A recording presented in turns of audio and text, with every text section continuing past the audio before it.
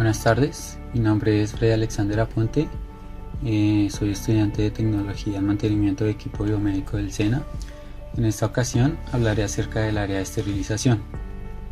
Primero que todo, este servicio está encargado de eliminar cualquier agente patógeno que pueda generar una infección, desinfectando, limpiando, preparando, controlando, almacenando y distribuyendo equipamiento e instrumental médico. En cuanto a la infraestructura, cuando se va a establecer una instalación del área de esterilización, se debe tener en cuenta, primero, que debe tener un área física de 1 metro cuadrado por cama de hospitalización con circulación restringida. En algunos hospitales, más que todos los que son más amplios, se les recomienda tener un transporte vertical para facilitar la recolección y entrega del material. Antes que nada, esta área debe estar ubicada en una zona de fácil acceso con servicios de energía eléctrica, gases, agua y vapor, junto con otros sistemas presurizados como el aire comprimido, nitrógeno y sistemas de vacío, los cuales son los más básicos para un óptimo funcionamiento. Además, se recomienda dejarlo cerca de quirófanos y salas de parto, pero también central a otros servicios de la institución. Estas instalaciones deben ser programadas con posibilidades de ampliación o modificación. Debe tener aspectos técnicos como los pisos y paredes que deben ser lavables y resistentes a químicos de limpieza. También antideslizantes. Deben tener bordes redondeados, más importante que no sean conductivos. La iluminación preferiblemente que sea natural. El cielo raso, de superficie plana y no porosa, con ángulos sanitarios para evitar la condensación de humedad, polvo u otros posibles contaminantes.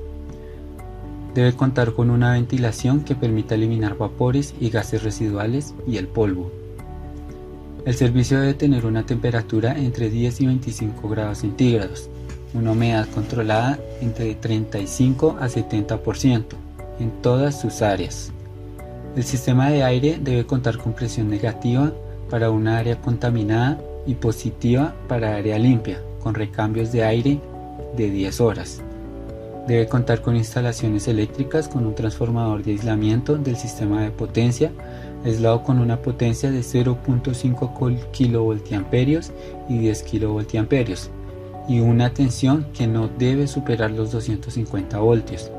Debe contar con una planta de emergencia que será activada a los 10 segundos seguidos del corte del sistema normal, compatible con los equipos dispuestos al sistema de puesta a tierra, tal como lo indica el Reglamento Técnico de Instalaciones Eléctricas RETIE y también la Norma Técnica Colombiana 2050. Adicional, debe contar con sistema de extintores de base de CO y polvo químico ABC, tubería de alta en acero para desagües a vapor de 3 pulgadas y deben ser marcadas con nombre y dirección del flujo de agua con calidad microbiológica destilada y desmineralizada.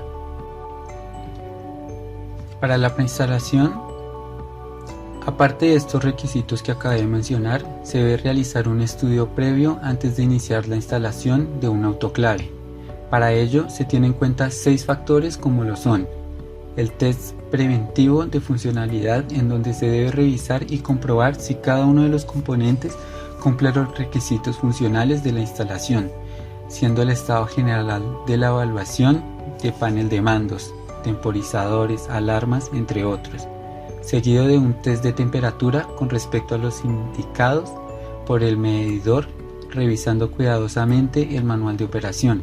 También el manual de mantenimiento, donde se escriban los aspectos como fallas frecuentes y de medidas de seguridad. También se tiene que tener en cuenta las válvulas de control y seguridad, verificando las medidas de protección y seguridad ante fallos imprevistos, ya que estos equipos manejan temperaturas y presiones muy altas. Otro factor importante es la calidad de vapor, el cual debe tener una alta pureza y carga orgánica. Por último, el indicador de esterilización, que es usado únicamente para validar los parámetros de esterilización, como el tiempo y presión y temperatura. Estos pueden ser físicos, biológicos o químicos. En cuanto a las áreas, encontramos la zona contaminada, en donde el instrumental y los suministros primeramente son anotados en planilla, según los formatos establecidos por el área para ser recibidos, donde son llevados a la zona de lavado para clasificarlos y seleccionar el modo y equipo de limpieza. Allí es obligatorio el uso de elementos de protección personal, llevándolos seguidamente al área de inspección y clasificación, de acuerdo a las características y modo de esterilización, para ser llevado a la preparación de paquetes y elementos, que luego son transportados al área donde se ubican los equipos de esterilización y se les realiza el respectivo proceso de desinfección. Ya habiendo terminado el proceso y haber confirmado su óptima esterilización, son enviados al área de almacenamiento. Aquí es de los elementos estériles, antes de ser distribuidos a otros servicios. Por último, encontramos la zona de apoyo, donde está provista para instalaciones de baño, vestier, sala de descanso y administración. Allí también se encuentra el área de aseo, donde se lava y mantiene los elementos de aseo de la central de esterilización. Además, se encuentra también un espacio de almacenamiento de productos e insumos no estériles. En cuanto a la tecnología, al diseñar una central de esterilización hay que tener en cuenta equipamiento necesario para realizar todas las funciones del área, considerando tecnología de punta disponible, como incubadoras, carros de carga, contenedores, computadores, equipos de oficina, mesas de acero, esterilizadores, lavadoras ultrasónicas, autoclave, entre otros. A continuación, explicaré el principio de funcionamiento de autoclaves que están basados en peróxido de hidrógeno. Este método comprende la combinación de peróxido de hidrógeno con gas de plasma, que trabaja a temperaturas menores de 50 grados centígrados y se encargan de eliminar microorganismos por oxidación, que consiste en la difusión de peróxido de hidrógeno en estado líquido y gas, sin dejar residuos tóxicos en el material. Son usadas estas autoclaves para la esterilización de equipos médicos como endoscopios rígidos, paletas desfibriladores, equipos de microcirugía, cables de marcapasos, circuitos ventiladores, entre otros, que sean fabricados en materiales como polímeros, como lo es el PVC, polieterano, silicona, polietileno, también elementos de vidrio, metales y aleaciones, entre otros. No son útiles para ingresar en esta autoclave papeles, telas, gasas o elementos de algodón. Ahora, cada uno de los ciclos de esterilización se divide en 5 fases. La primera es la de vacío, en donde se evacúa el aire de la cámara. La segunda es la de inyección, en donde es inyectado el peróxido que evapora la solución de agua para dispersarla en la cámara. La tercera es la fase de difusión, en donde el vapor de peróxido de hidrógeno elimina todas las bacterias superficiales, se reduce la presión e inicia una descarga de plasma, fase en la cual se crea un campo magnético para romper el vapor y producir una nube de plasma. Esta es de baja temperatura, pasando por último en la fase de ventilación, donde la cámara es purgada para igualar la presión y dando paso a la apertura de puertas. Seguido, tenemos los equipos basados en óxido de etileno. Estos se usan para la esterilización de suministros y equipos médicos, también los quirúrgicos. El óxido de etileno es un gas incoloro a temperatura ambiente y presión atmosférica. Además es inflamable en concentraciones mayores al 3% en el aire y es licuado a temperaturas por debajo de los 11 grados centígrados. Estos equipos son empleados para esterilizar dispositivos sensibles al calor y la humedad, que pueden dañarse con vapor o sustancias químicas como los catéteres, máscaras de anestesia, instrumentos de fibra óptica. Al igual que otros agentes esterilizantes, el óxido de etileno no elimina los microorganismos en materiales secos. Por esto es necesario que sean descontaminados y enjuagados con agua destilada o desmineralizada para luego ser embalados, colocados en canastos o carros e introducirlos en la cámara de esterilización, mientras estos aún siguen húmedos. Cada ciclo de esterilización consta de 4 fases.